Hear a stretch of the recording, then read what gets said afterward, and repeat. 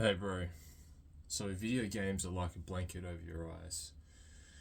It's constantly in your mind, in your face. You're looking at the screen, you're absorbing all these pixels, the game, the virtual world, everything's just coming alive in your mind, and you just feel amazing. You get that massive boost of dopamine, you're feeling great, you're just transported to this other world, you're feeling fantastic, but literally you're just putting a blanket over your eyes to the rest of the world, and it's like a disease, right? So it's eating up your inside of your brain, it's obscuring the real world. Everyone else who's not playing video games is improving, and you're fucking just mindlessly wandering around in this virtual world while everyone else is improving and leveling up in their life, and you're getting left behind, bro. I know this because I was addicted to video games for about 25 years, and it feels like I haven't progressed in 25 years. So I'm 36 now, so it feels like when I got off video games, it feels like I was starting out as a teenager again. No bullshit. That's probably why like my persona is more of a younger person than say someone who's 36, is because I was playing video games for 25. Well, it was probably a lot longer than 25 years, but we'll just say, I had some times where I was trying to start a business about 7 years ago for a few months, and maybe on and off a little bit, but it was mainly an addiction that lasted 25 years. It is probably much longer than that, but if you, I guess, compress it down, I'll give myself the benefit of the doubt. So 25 years, and I'm literally so fucking far behind. So do not make the same mistake as me, and find a way to get off these video games. Start doing good habits. Start doing things that actually make you happy, that make you fulfilled in life. Have a purpose. Learn a lot. Learn from people that are much smarter than you. Learn from books. There's amazing books out there. I can give you a couple of recommendations off the top of my head, which is How to Win Friends and Influence People, The Way of the Superior Man. David Goggins' audiobook Can't Hurt Me is fantastic. I'm actually currently listening to that now. Watch Andrew Huberman's podcasts. I know when I'm telling you all these educational things that your mind is probably too fucked up. Like, you can't concentrate on learning because you're hyper stimulating your brain with these video games, and they're making everything else just so damn boring, and you just can't come to grips with spending a couple of minutes just listening to someone talk about educational stuff, because you're wired for this super hyper stimulating virtual world that transports you out of this world into a reality that you feel so much more comfortable in, and inspires you with awe, maybe for 10 minutes, right? And then you get bored after 10 minutes, and then you feel like shit. And because you just depleted yourself of your dopamine, and your dopamine has just crashed way below baseline, and you just don't feel very good. So you need to start getting into those good habits and really leveling up in the real world, not in the virtual world.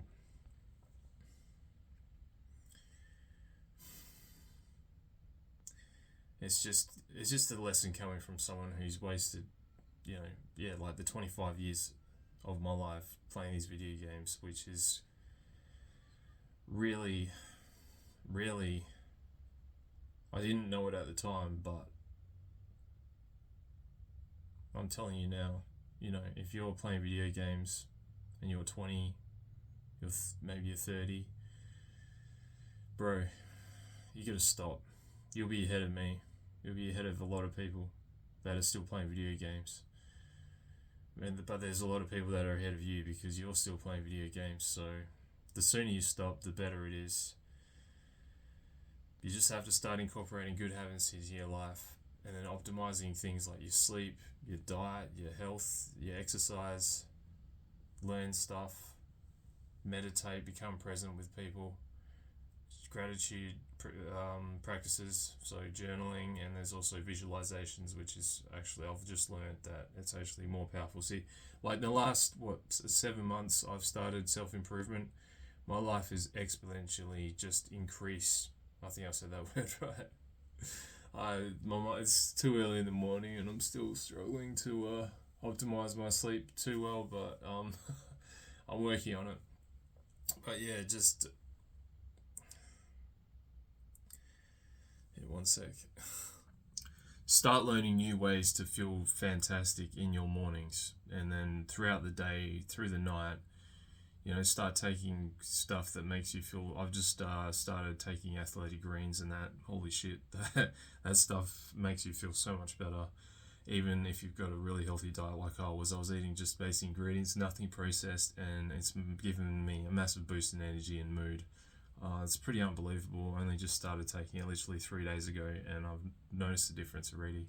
So even though I wouldn't normally, because I think it's about $5 Australian a scoop, so $3 US maybe, or $4 US per scoop. So literally costing me that every day, which to me seems really expensive, but the feeling I get from it is amazing. And I would never have made this decision if I was playing video games to optimize how I feel, optimize my mood and health, and get rid of anxiety, depression, the fear of facing people, the fear of co-workers saying something about me, the fear of someone bullying me, and just really negative thoughts in your mind. So progression I've experienced would not have happened if I was still playing video games. So, bro, it's like expanding your mind past these video games, which just give you this level of comfort that it's just unhealthy. It's like, what's a great analogy? It's like something in a shell, right? That can't grow, right? So maybe it's like let's just say a snail, right? A snail's in a small shell, and I think they have to get out of that shell to get in a bigger shell. Well, if they stay in that small shell, they're just going to be that small little creature, and they're not going to become a really big snail. Terrible analogy. Wish I could come up with something better. I guess if I just keep going at making analogies, I'll get better and better, right? That's just how things work. So that's what self-improvement's like. You start off with improving a little bit of your life, and then it just steamrolls, right? You just keep, or snowballs down the hill, just keeps gathering momentum, because you're doing the good habits, and those habits are creating more good habits, and then you're learning ways to feel even better about yourself, and then it just keeps going. So then you find another way that's like, I can actually optimize something that I was doing really well before and make myself feel even better. So it's like I've started doing cold showers about a month or maybe 3 weeks ago, and the amount of the good dopamines that it creates, and the adrenaline, and just the release of it's probably cortisol or something, makes you feel amazing throughout the day. Raises your dopamine to a fantastic healthy baseline, and makes you feel good, makes you feel really good. And you'll also you're able to deal with stress in life so much better. And I've learned techniques you can do while you're actually having a cold shower. Well, it feels painful on your neck, but you can tolerate the pain and try to do mental calculations in your head while you're having the cold shower, and move your body, because it actually makes it even colder, makes it feel even colder. So you'll get more of a increase of your dopamine drive level. So it's fantastic stuff, and the amazing stories you'll learn about people like David Goggins. I've just started listening to his audiobook. He's a machine. He's done 240-mile runs. There's some crazy intense Navy SEAL exercises that he's done. He's been pissing blood. His lungs are effed, totally fucked up. He's got a fucked up knee for the whole time, and he's still pushing. He'll run 70 miles with a fucked up body, and he hasn't even prepared for this 100-mile race. And then the last 30 miles, he said that was the worst time of his life, even though now he finds those 240-mile runs just like a 100-mile run, and the 100-mile run's just like a 50-mile run, because he's conditioned his body, his mind to really push himself to these extreme levels of great. If I say greatness, it sounds like it's an ego thing, but it's just it's kind of calcifying his mind. I think that's the way he puts it. Yeah, and then you learn things like, if you believe stress enhances your performance, the stress you feel in your life can really enhance your performance and bring you to that next level. And, once you get in self-improvement, you'll just want to improve every part of your life. If you get on it properly though, right? So you have to start slowly doing the good habits, because if you try to just really force yourself to do all the good habits, you're probably going to regress. So just start slow, just do 1 minute of meditation, 1 minute of gratitude practices 1 week, and then step it up to 2 minutes the next week, and then just slowly cut down on your video games and whatever, and maybe just use that as a reward at the beginning. It's not really healthy. I've learned, you shouldn't really reward good habits, doing the good habits, but if you slowly cut down and use it as a reward, I guess, as you're like tapering off the addiction, then you can really make some fantastic progress in your life.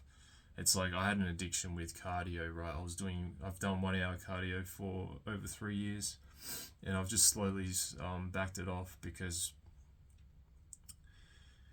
it's just taking up too much time, and you don't need to be doing 1 hour of cardio every single day with no rest. It's just waste time. The reason why I did it in the beginning was because I just loved the feeling after I did the cardio. I just get that amazing runner's high, as they call it. Yeah, the increase in endorphins and endocannabinoids that last for quite a long time. But yeah, it's a strange addiction, but it's probably not a bad addiction.